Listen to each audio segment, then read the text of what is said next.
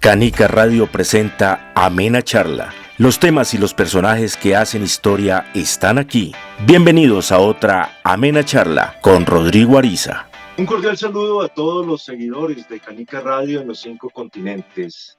Hoy vamos a tener una amena charla, más que una entrevista, es una amena charla con un tema muy serio, un tema delicado, pero que al mismo tiempo llena de alegría y regocijo a todo el mundo porque la Corte Interamericana de Derechos Humanos acaba de emitir un fallo en contra del Estado de Bolivia por un caso que ocurrió hace algo más de 20 años con una niña que fue abusada sexualmente por un familiar.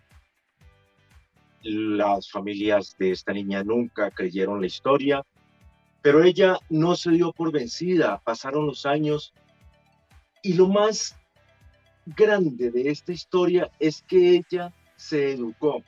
Ella estudió derecho, estudió psicología y quiso ella misma seguir año tras año haciendo que este tema no se quedara en el olvido, que no se quedara en la impunidad. Pero bueno, tenemos a la protagonista de esta, podemos decir, feliz historia que ya en pleno 2023 podemos dar un parte de victoria por este fallo, repito, de la Corte Interamericana de Derechos Humanos. Brisa Liliana de Angulo. ¿Cómo está? Un cordial saludo, bienvenida a Canica Radio. Muchísimas gracias, un gran saludo. Gracias por traer estos temas tan importantes a la luz. Pasaron 20 años después de aquella tortura y aquellos dejámenes, aquellas experiencias tan malucas cuando usted, Brisa, era una niña. Son 21 años. 21. Sí. Llega un familiar a vivir a su casa. Este familiar, Sí, ustedes no sabían mucho de él. Pues no, era muy conocido. Él pues era hijo de la hermana de mi mamá, Eduardo Gutiérrez de Angulo. Él era pastor de jóvenes, él era veterinario y estaba yendo a apoyar en los proyectos en Bolivia. Y pues como era el primo, mis papás le abren la puerta para que él se quede con nosotros mientras trabaja en el proyecto. Y pues él se convierte un adulto más en la familia para poder, especialmente estábamos en ese momento mis 3 hermanitas, pues mis 2 hermanitas menores y yo, donde él asumía los roles de un adulto de cuidador en la familia. Y ese también fue el rol que mis papás le dejaron. Entonces, cuando mis papás salían para alguna reunión, algo, él se quedaba a cargo de nosotros, él apoyaba en la parte de educación y pues lo que hace un adulto en una casa. ¿Cómo fueron esos primeros toques, esas primeras experiencias, siendo que Brisa era una niña que desconocía todos estos temas de adultos? Sí, creo que eso es un tema muy importante porque mucha gente tiende a atender el mito o a creer el mito de que las violaciones ocurren de 0 a 100 en un solo momento, pero son muy graduales las cosas que van ocurriendo para asegurarse de que la víctima no rompa el silencio cuando llegue a ocurrir la violación. Entonces, pues él llegó, nosotros lo queríamos muchísimo y él se vuelve muy dedicado a nosotros. Él cantaba canciones con nosotros, alabanzas con nosotros, jugaba con nosotros. Y en ese proceso hubo una vez que yo me acuerdo que fue muy claro para mí que él me toca los senos. Yo recién estaba desarrollando, entonces para mí fue un impacto fuerte. Estamos jugando pues pesca-pesca o algo así. Y yo le digo, ¿qué pasó? ¿Por qué me hizo eso? Y él inmediatamente empieza a decir, ay, qué mal pensada eres, fue un accidente, tú siempre tan morbosa, ¿cómo vas a pensar que hay algo malo aquí o que fue intencionalmente? Inmediatamente invalidó cualquier sentimiento de que aquí hay algo malo. lo que él está haciendo está bien, que la que está mal soy yo por malinterpretar las cosas. Y poco a poco los juegos se convirtieron más y más en toques inapropiados, pero siempre mentalmente era yo soy la mal pensada, yo estoy leyendo algo que realmente no existe, porque él ya varias veces me lo ha dicho que no hay, que pues, que yo soy la que estoy malinterpretando accidentes de lo que él está haciendo. Él empezó rápidamente, por ejemplo, cuando mis hermanitas se cambiaban en la cama, digo, en el cuarto, él entraba a mirarlas. Entonces era siempre invalidando esos espacios de privacidad, acostándose en las camas, y pues siempre lo hacía cuando mis papás no estaban presentes. Y pues como un niño, el mundo tú lo empiezas a interpretar como un adulto, te lo deja saber que es el mundo. Entonces, si él lo normalizaba, él era el que estaba a cargo de nosotros, él lo mostraba que estaba normal, aunque existía una cierta sensación de que no me gusta, él rápidamente invalidaba eso y decía, no, esto es completamente normal, así es como se tratan las familias y todo eso. Y poco a poco fueron los tocos pues se fue acercando más y más hacia lo que era la violación. Eduardo Gutiérrez, de la persona que estamos hablando, ¿cuántos años tenía en ese momento? Él tenía 27 años.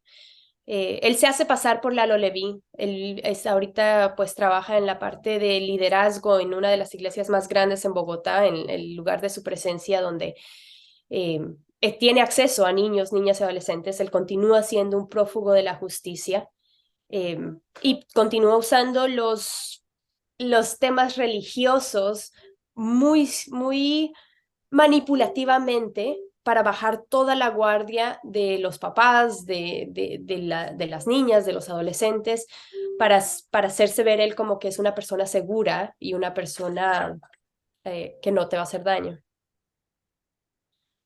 Él siendo prófugo de la justicia y la justicia en este momento sabe dónde se encuentra. Hay Sí, una demanda, hay una denuncia, aunque Brisa, sus familiares nunca creyeron esta historia, siempre estuvieron en contra de la historia, de la realidad y le dieron la espalda, es así. pues mi papá, mi mamá y mis hermanos, hermanas siempre estuvieron a mi lado, pero todos mis tíos, mis tías, primos, primas, abuelos, todos me dieron la espalda de las dos partes de la familia, del parte de la familia de mi mamá y de la parte de la familia de mi papá. Todos me dieron la espalda, no una sola persona, incluso fueron a testificar al juicio para decir que cierta forma me merecía lo que estaba viviendo, o normalizar que era normal que una niña estuviera con un adulto, o que las cosas se arreglan en la casa y que debería callarme. Um, pero siempre hubo mucha presión y amenaza a que me callara, a que me silenciara. Um, y pues cuando yo empiezo a romper el silencio hubo mucha violencia contra mi familia nuclear. Mi casa fue incendiada 2 veces, trataron de matarme, amenazas de muerte. Siempre estaba yo tratando, pues escondiéndome sin poder quedarme en mi propia casa. Así que han sido 20 años muy difíciles, con muchas amenazas contra mi vida, contra mis hijos, contra mi familia, donde no puedo decir a la gente dónde me estoy quedando. Yo siempre estoy de un lugar a otro, con diferentes tipos de protección por las diferentes amenazas que recibo, por tratar de sacar a la luz lo que está sucediendo. Si hay evidencias y la investigación así lo ha dicho que el señor Eduardo Gutiérrez está en Bogotá, Colombia, se refugia en una iglesia, ya Brisa dio el nombre de la iglesia. ¿Por qué las autoridades no van por él? Sí, pues lastimosamente, las autoridades fueron por él el año pasado, lo cogieron y en septiembre lo soltaron porque el juzgado decidió usar una ley que pues, le beneficia a él, que era una ley antigua donde prescribe el caso. Pero el caso en Bolivia continúa abierto. Si él sale de Colombia, inmediatamente Interpol lo coge y lo manda a Bolivia. Si él vuelve a Bolivia, él continúa el caso. O sea, mientras él esté en Colombia, es como que Colombia lo está refugiando de que no se continúe el juicio. Entonces, eso es una de las cosas que yo pues llamó la atención. Si Colombia continúa diciendo que tiene el bien superior de la niñez, ¿cómo pueden utilizar normas y leyes donde no están poniendo el bien superior de la niñez? No solamente la niña que fui yo y poder tener mi juicio, sino que están dejando a un prófugo de la justicia acusado por violencia sexual a una niña libre en las calles alrededor de otros niños y niñas. Entonces, ¿cómo Colombia puede seguir hablando de que el interés superior de la niñez tiene prioridad, pero en sus prácticas no lo están priorizando? Brisa, en este momento podemos ver que no solo es una víctima, usted, sus dos hermanas que ya también son mayores de edad en este momento, fueron víctimas. ¿Ellas qué dicen en este momento hoy? ¿Qué dicen del tema? Pues También demandaron, también quieren que se haga justicia o sí, ellas olvidaron. pues ellas me acompañan en todo. Lastimosamente, eh, la fiscal no quiso llevar el caso de ellas, pero ha sido muy doloroso para ellas ver que la fiscal no quiso ni siquiera, casi no quiso llevar mi caso porque pues en ese entonces yo era una de las primeras adolescentes de buscar justicia por violación, entonces había mucho estigma de no querer llevar mi caso, pero no quisieron llevar el caso de mis hermanitas, entonces ellas sienten mucho dolor de que su voz nunca fue escuchada. Las dos se dedican mucho en el tema de protección a la niñez, de protección ante el trauma. Y pues para ellas también el escuchar a la Corte Suprema, a la Corte Interamericana, reconocer que esto es un crimen y reconocer lo que nos ha pasado fue de cierta forma también darles voz a ellas de lo que ha sucedido. Lastimosamente, por eh, por la forma en que Bolivia estaba manejando el caso, no quiso llevar el caso de mis hermanitas. Pasan 21 años y Brisa se hace abogada, se hace psicóloga y más adelante tiene una fundación para ayudar a estas víctimas. Hablemos de esos 21 años, Brisa. Sí, el 2004 yo inicio la Fundación Una Brisa de Esperanza precisamente para tratar de proveer a otros niños lo que yo nunca encontré, que era una persona que me diga, yo creo en ti y no estás sola. Hasta el momento hemos apoyado a más de 2.200 niños, niñas y adolescentes víctimas de violencia sexual y hemos ofrecido servicios gratuitos, legales, psicológicos, sociales y tenemos un 95% de condenas sentencias condenatorias, que es el más alto en todo el mundo. Y pues trabajamos muchísimo en la parte de sanidad y el trauma. Hemos sido reconocidos a nivel mundial. Tenemos muchos premios mundiales por la forma en que trabajamos con esta niñez para poder recuperar su proceso, su proyecto de vida. Volvemos al tema. Abogada y psicóloga en este momento, Brisa. Sí, tengo una especialidad en neuropsicología, una maestría con especialidad en neuropsicología y un doctorado en derecho. Aparte de eso, estudios teológicos, No, no. pero sí el conocimiento de la teología, de, de, de la corriente cristiana, tengo entendido. Pues para mí, pues soy una, yo creo en Dios y creo que es gracias a Dios que yo he salido adelante. Es una relación muy personal que yo tengo con Dios, no tanto así religiosa, pero sino de corazón. Si en este momento tuviera el señor Eduardo Gutiérrez, conocido como Lano Levi en Colombia en este momento, si lo tuviera frente, ¿qué le diría? ¿Qué le haría? ¿Le reclamaría? ¿Lo insultaría? ¿O simplemente eso ya está perdonado y casi que en el olvido? Para mí en este momento lo que yo busco es la protección de otros niños y niñas. Realmente lo que pase con él o deje de pasar con él, eh, eso se encargará Dios. No creo que yo soy libre de eso, pero lo que a mí sí me preocupa es que otros niños y niñas estén con la posibilidad de ser afectados por él. Esa es la única razón que yo busco contar mi historia para que los papás y las mamás puedan ser conscientes y no lo lleven o no los expongan ante esta persona. En estos días, después del fallo de la Corte Interamericana, de Derechos Humanos, ¿ha tenido de pronto algún acercamiento con él o con el pastor de la iglesia donde él se está refugiando? No, que pues a mí me interesa mucho saber cuál es la posición de la iglesia. Creo que la iglesia tiene una responsabilidad de dar el conocimiento a las familias y proteger a la gente que va a la iglesia, porque es importante reconocer que los agresores sexuales buscan espacios seguros y como iglesia ellos tienen que mantenerse como un espacio seguro y la forma de hacerlo es poder poner a la luz lo que está sucediendo y poner protocolos y prácticas para prevenir que personas como él entren especialmente en lugares de liderazgo. Él por 20 años ha sido una persona buscada por más de una década, buscada por Interpol y teniendo eso lo pusieron como líder de la iglesia. Entonces, es importante que se hagan chequeos a las personas que ellos pongan como liderazgo, que puedan tener protocolos, así como las iglesias, los colegios, las casas, tenemos que tener protocolos para prevenir que personas como él se metan a estos espacios seguros. Entonces, creo que la iglesia tiene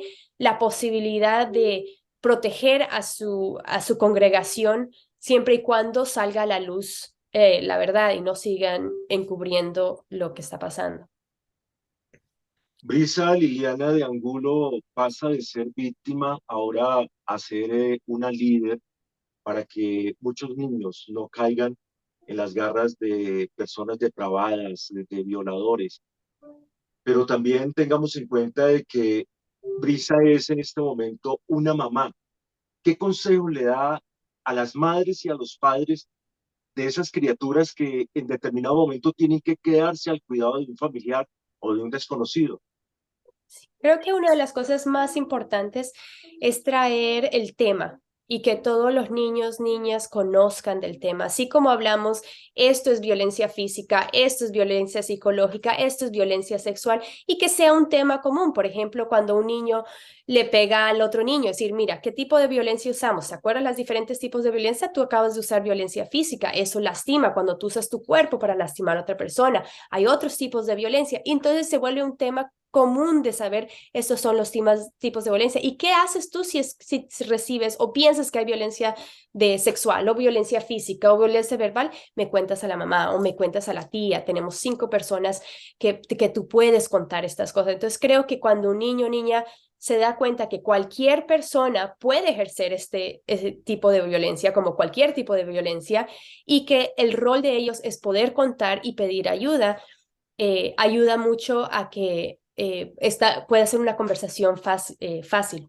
Creo que una de las cosas más peligrosas en mi caso, como en el 80% de las víctimas de violencia sexual, es que no sabíamos que lo que nos estaba ocurriendo era un crimen. Yo sabía, odiaba lo que me estaba pasando, yo lloraba y le pedía que dejara, que parara, me violaba casi diariamente, pero nunca pude ponerle el título de esto es un crimen, que yo puedo pedir ayuda. Simplemente era una cosa más que yo tenía que aceptar porque pues desde que nacemos hemos hecho cosas que no nos gustan.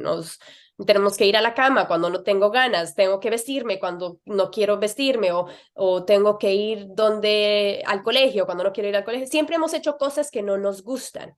Entonces es una cosa más que no nos gusta y que tenemos que acomodarnos. Entonces cuando nosotros hacemos investigación con más de 4,000 estudiantes donde el 30% ha sido víctima de violencia sexual, ellos muestran como el 80% de las víctimas no sabían que lo que les estaba ocurriendo era un crimen.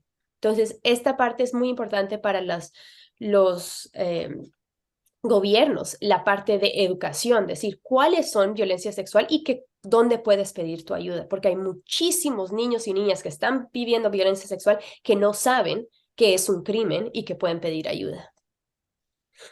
Este crimen inspiró a la Corte Interamericana de Derechos Humanos para fallar en contra del Estado de Bolivia. ¿En qué consiste este fallo? Sí, cuando yo llego a la Corte Interamericana, yo les pido que yo no quiero ninguna reparación personal. Yo no quiero plata, no quiero reparaciones personales. Lo único que yo quiero son 11 propuestas, cambios estructurales para el gobierno de Bolivia, pero para toda la región, para los 25 países que son parte de la OEA para que se puedan crear políticas públicas, cambios legales y prácticas para prevenir que lo que me sucedió a mí hace 20 años continúe sucediendo el día de hoy. Entonces, hay desde cambiar la ley, como por ejemplo en que se enfoque en consentimiento o sacar leyes que hablen del incesto, porque en la mayoría de los países el incesto no es un delito y ahorita tiene que ser un delito separado, como por ejemplo eliminar el estupro en muchos de los países, hasta prácticas como capacitar y certificar a personas que trabajen en el gobierno, que trabajen con niños víctimas de violencia sexual. No podemos tener a cualquier persona, tiene que ser una persona especializada en trauma, cómo manejar estos niños, eh, hasta crear protocolos de cuáles son los protocolos adecuados para manejar casos de violencia sexual. Entonces son 11 reformas que realmente ponen a la luz y nos ponen como en la región más avanzada en el mundo en cómo manejar casos de violencia sexual. Entonces creo que cualquier país que se alinee con estas peticiones o este fallo que ha dado la Corte va a ser uno de los países más avanzados en el mundo para lo que es la violencia sexual o la prevención de violencia sexual. Bueno, este tema que la verdad es triste, sucedió hace 21 años, pero hay una alegría en medio de todo esto, en medio de esta tormenta, hay una alegría y es que la Corte Interamericana por primera vez sienta un precedente en contra de los violadores y a favor de la niñez. Y sobre todo, como lo acaba de decir Brisa, pues está colocando un punto muy alto para que los países de la OEA tengan que determinar leyes a favor de la niñez.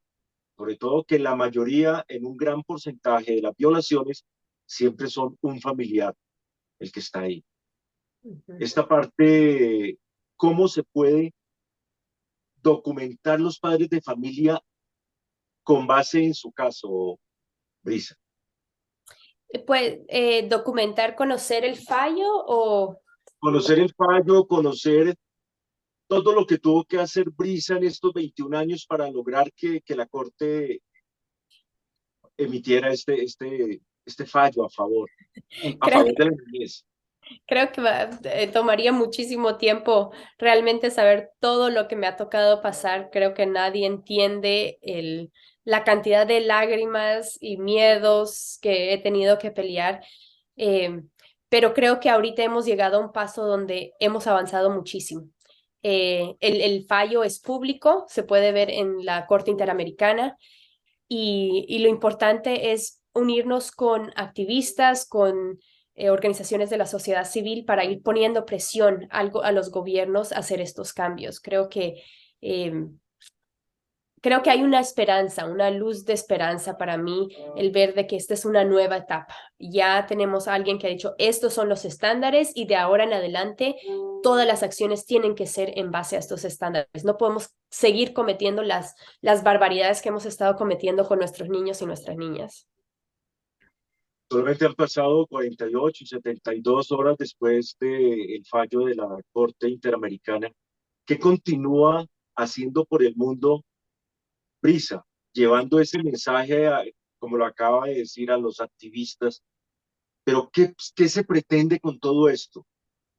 Pues ahorita, para mí, estoy empezando una nueva etapa, muy contenta trabajando. Yo soy fundadora del Brave Movement, que es una organización mundial donde tenemos pues sectores en Australia, Europa, Estados Unidos, Latinoamérica, y nos estamos uniendo con todas estas organizaciones a empujar, incluso la Unión Europea se ha pronunciado, personas de la Unión Europea se han pronunciado a ver lo excelente que es este fallo y cómo la Unión Europea va a empezar a usar este fallo para usarlo de ejemplo para sus nuevas reformas. Entonces creo que ahorita es el tiempo de hacer que esto sea realidad. Ya está en papel y ahora nos toca hacerlo realidad. Así que estamos muy contentos uniendo fuerzas, reuniéndonos con diferentes activistas en todo el mundo, sobrevivientes, y pues ahora es hacerlo realidad. Luisa Liliana de Angulo, pues gracias en nombre de todo el mundo por haber hecho posible este fallo de la Corte. Y pues sentimos mucho lo que haya sucedido en su niñez y lo que le haya sucedido a sus hermanitas, pero se está sentando un precedente, se está colocando una bandera, que es poder y saber cómo proteger a la niñez. Gracias por haber aceptado la invitación de Canica Radio. Salimos a los 5 continentes y sabemos que vamos a dar a conocer este tema a donde más se pueda, porque es importante que los violadores pierdan esa fuerza y ese poder y que la niñez pueda crecer sin estas experiencias tan dolorosas, tan malucas. Y muchísimas gracias. Y creo que un mensaje que me gustaría terminar diciendo es, las que hemos sido víctimas no tenemos por qué caminar con la cabeza agachada, no hemos hecho nada malo. Vamos a caminar con la frente en alta, con la dignidad que tenemos. El que tiene que agachar cabeza, el que tiene que vivir con la cola entre el rabo, son los agresores que nos degradaron y que quieren seguir destrozando. Así que unidas y unidos vamos a salir adelante porque la vida hay muchísimo por vivir. Así que gracias por el mensaje y gracias por tenerme presente. Gracias, Brisa. Aquí siempre estaremos pendientes de estas buenas noticias. Gracias. Y de esta manera damos por terminada otra amena charla en canicaradio.com. Esperamos sus comentarios y que el día de mañana sean muchos más los seguidores que nos acompañen en estos contenidos. Dios los bendiga y hasta otra oportunidad.